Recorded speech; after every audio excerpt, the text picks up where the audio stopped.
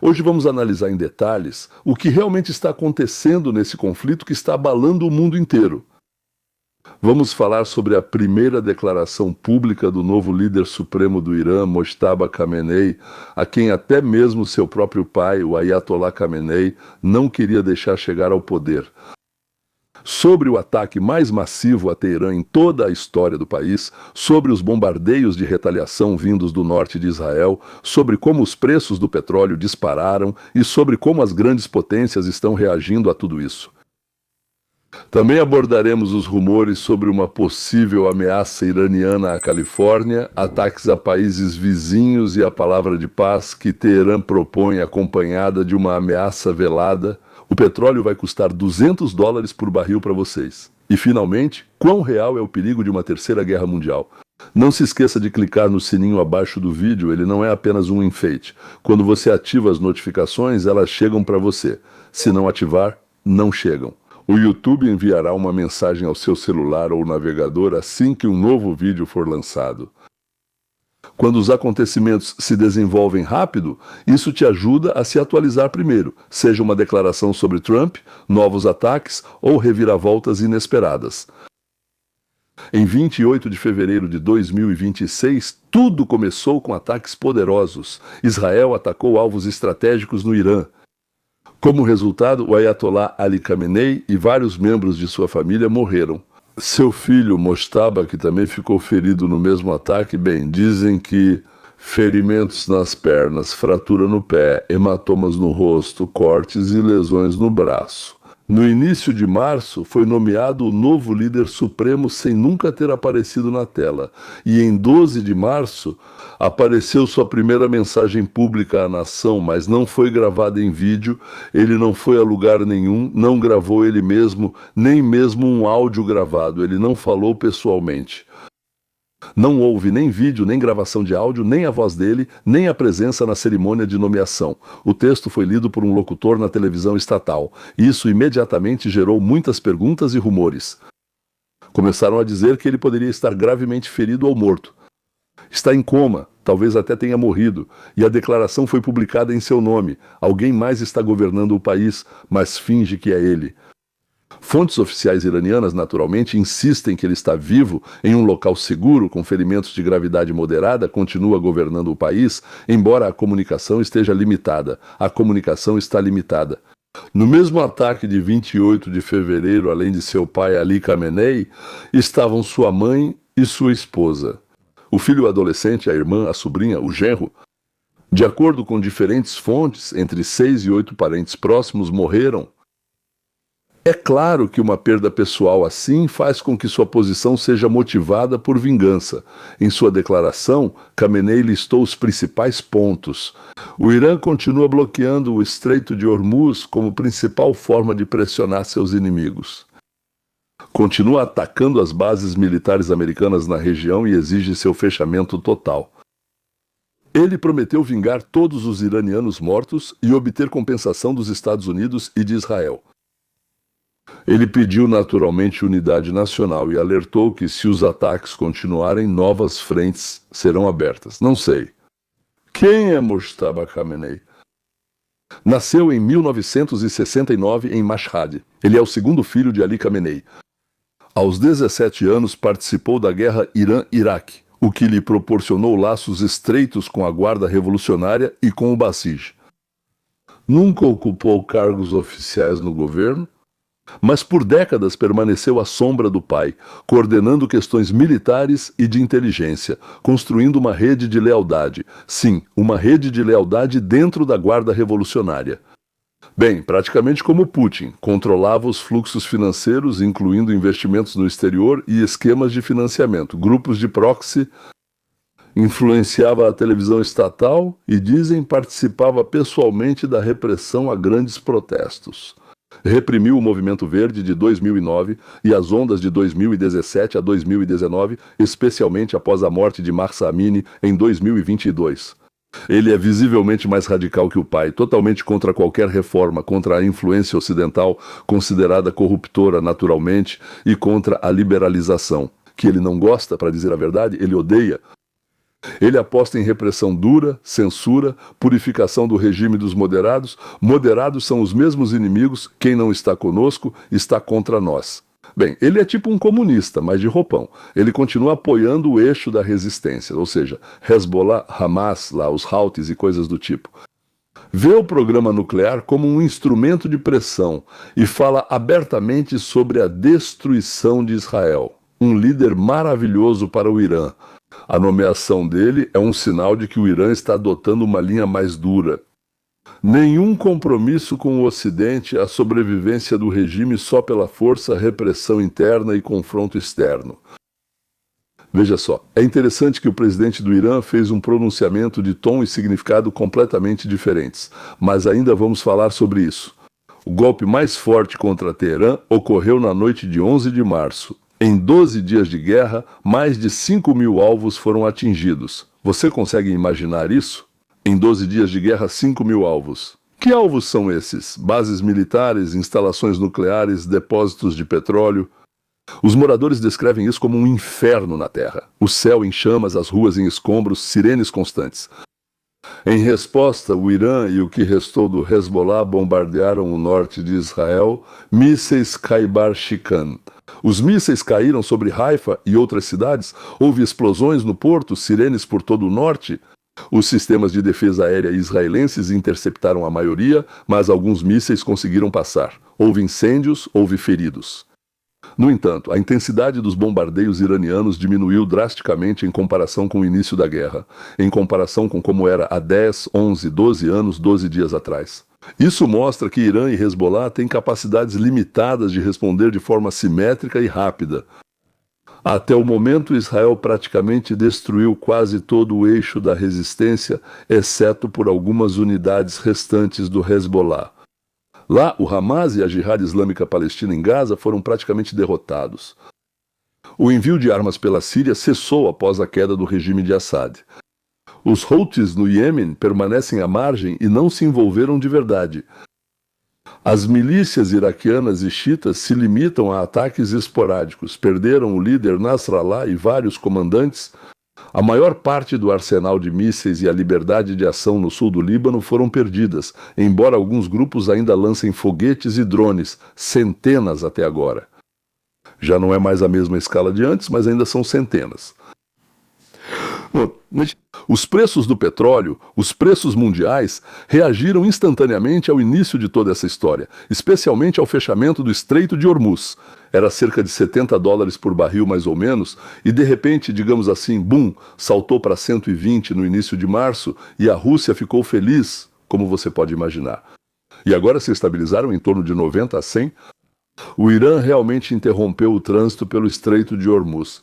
20% do petróleo mundial, como já disse muitas vezes, são transportados por petroleiros, navios graneleiros, cargueiros e assim por diante. Lá, minas eram espalhadas o tempo todo. Agora parece que os destruímos, esses mesmos navios que colocavam as minas. Acho que destruímos 19 ou 20. A ameaça constante era que iríamos, acho eu, atirar. O movimento praticamente parou, e isso irritou a China, o que foi positivo. Certo, mas falaremos sobre isso depois. Houve ataques a instalações petrolíferas na Arábia Saudita, no Catar, no Bahrein e em Omã. Há danos, mas não houve paralisação total. Esses países se reorganizam, interrompem fluxos e reforçam a defesa aérea com apoio dos Estados Unidos. O Irã ameaça fazer de tudo para que o preço chegue a $200 por barril se a guerra continuar. A gasolina nos Estados Unidos já ficou mais cara, cerca de 15%, mas em média está $3,57 por galão. Na Europa está ainda mais caro.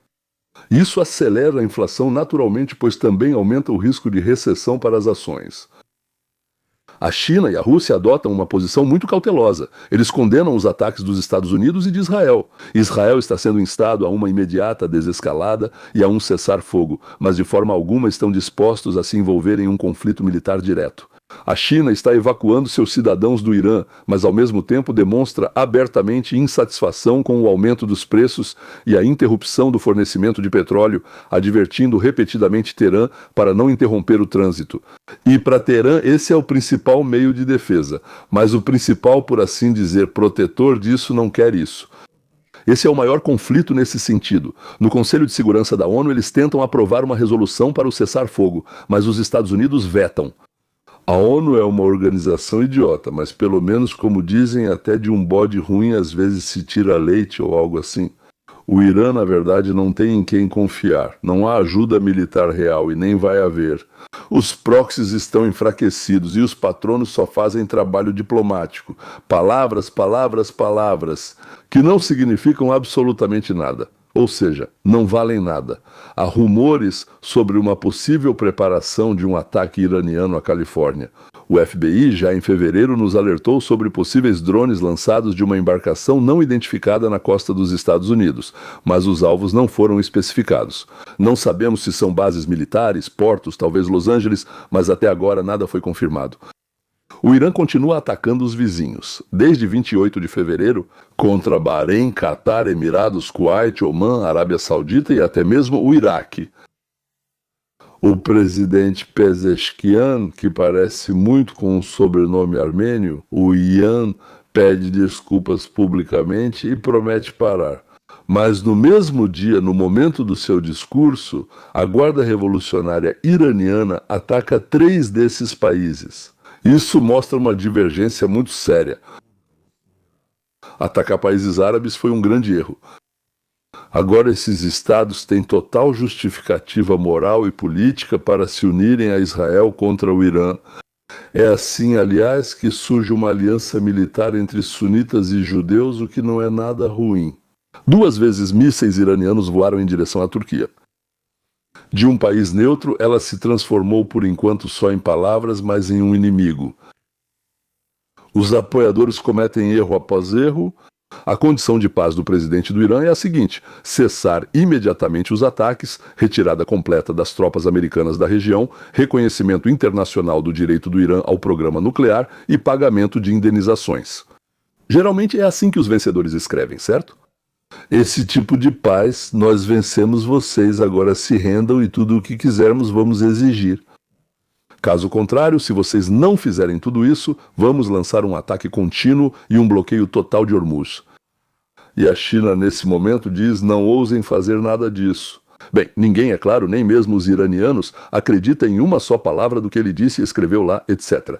Isso lembra muito as exigências de Zelensky à Rússia. Enquanto vocês não saírem da Ucrânia, não vamos negociar com vocês.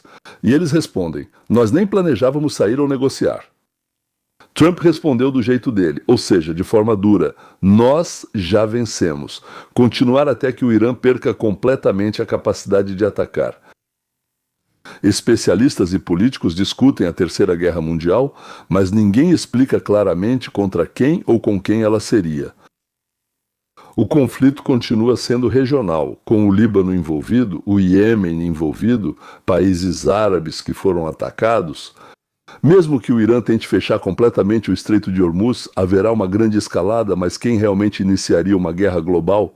China e Rússia deixam claro, são contra uma guerra mundial e não estão prontas para enfrentar diretamente os Estados Unidos.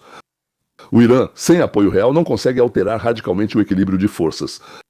No planeta, simplesmente não existe um país ou coalizão que ao mesmo tempo possa e queira lutar contra os Estados Unidos e Israel.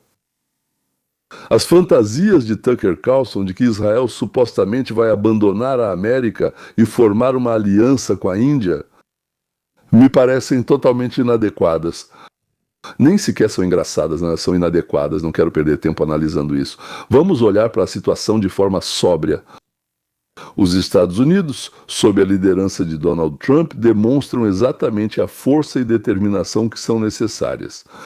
As Forças Armadas dos Estados Unidos realizam operações pontuais e muito eficazes. Israel e os países árabes moderados agem de forma coordenada e bem-sucedida. O Irã perdeu quase todos os proxies, a economia está à beira do colapso e o novo líder precisa se esconder sem poder aparecer em público. Os preços do petróleo, claro, subiram, mas os Estados Unidos já liberaram grandes volumes de suas reservas e estão aumentando sua própria produção, tornando-se cada vez menos dependentes do Oriente Médio.